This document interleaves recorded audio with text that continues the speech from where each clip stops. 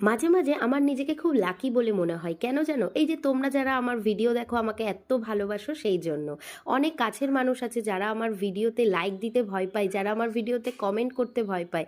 ভাবে হয়তো তাদের ওই একটা লাইক, একটা কমেন্টে আমি বোধহয় প্রচুর টাকা ইনকাম করে ফেলবো। মানে প্রচুর বলতে লাখ, লাখ টাকা ইনকাম করে ফেলবো। যাই হোক, তারা ভিডিও না দেখুক সেটাই আমি চাই। আর যারা আমাকে ভালোবাসো তারা ভিডিও দেখো, তাহলেই আমার হবে। চেনা মানুষের থেকে অচেনা মানুষ আমার কাছে এখন অনেক দামি, সত্যি কথা বলতে। আর আমরা এই দিন সন্ধ্যাবেলায় যাচ্ছিলাম আমাদের ফ্ল্যাটে। এটা হলো আমাদের একটা ঐতিহাসিক গেট, যেটা কখনোই খোলা থাকে না, সেদিনকেও খোলা ছিল না। যাই হোক, সেই গেট আমরা পার করেছি, ওই জ্যাম কাটিয়েই আমরা চলে গেছিলাম ফ্ল্যাটে। ফ্ল্যাটে ঢুকতেই আমার ছেলে আমাকে একটুও পাত্তা দেয় না, কখনোই পাত্তা দেয় না। যখনই হোক না কেন সে সবসময় সব কাজ একা করবে বলেই ডিসিশান নেয়। তাই সেদিনকেও সে একা একাই ফ্ল্যাটের দরজা খোলা, লিফটের দরজা খোলা, লিফটের দরজা আটকানো,